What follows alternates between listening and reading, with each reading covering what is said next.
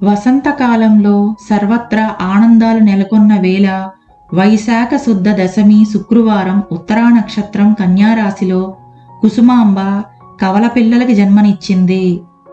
వారిలో ఒకరు ఆడపిల్ల, మరొకరు మగపిల్లవాడు. అబ్బాయికి విరూపాక్షుడు అని, అమ్మాయికి వాసవాంబిక అని నామకరణం చేశారు. బాల్యం నుండి విరూపాక్షుడు భవిష్యత్తులో రాజుకు కావలసిన అన్ని లక్షణాలను చూపేవాడు. వాసవి అమ్మవారు అన్ని కళల్లోనూ ఆరితేరి సంగీతం మరియు తర్కశాస్త్రాల్లో మక్కువ చూపేది. వాసవాంబిక అమ్మవారు బాల్యం నుండే శివునికి గొప్ప భక్తురాలు. ఆమె అసాధారణ సౌందర్యం కలిగి ఉండేది. భాస్కరాచార్యుల శిక్షణలో విరూపాక్షుడు వేదాలని అభ్యసించాడు.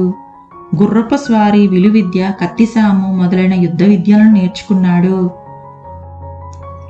విరూపాక్షుడు యుక్త వయస్కు రాగానే ఆలేరుకు చెందిన అర్ధిశ్రేష్ఠి కుమార్తె అయిన రత్నావతిని వివాహమాడాడు.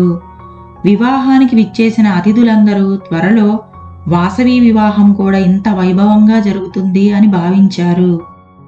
అంతలో విష్ణువర్ధనుడు తన రాజ్య విస్తరణలో భాగంగా పెనుగొండకు విచ్చేయగా కుసుమశ్రేష్ఠి ఆ రాజుకి ఆహ్వానం పలుకుతూ గొప్ప ఊరేగింపు ఏర్పాటు చేసి ఘనమైన వేదికపై సన్మానాన్ని జరిపాడు. అదే రోజు ఆదిపరాశక్తి పూజకు మంగళ వాద్యాలతో వెళ్తున్న వాసవి అమ్మవారిని విష్ణువర్ధనుడు చూసి మోహించి వివాహమాడదలిచాడు.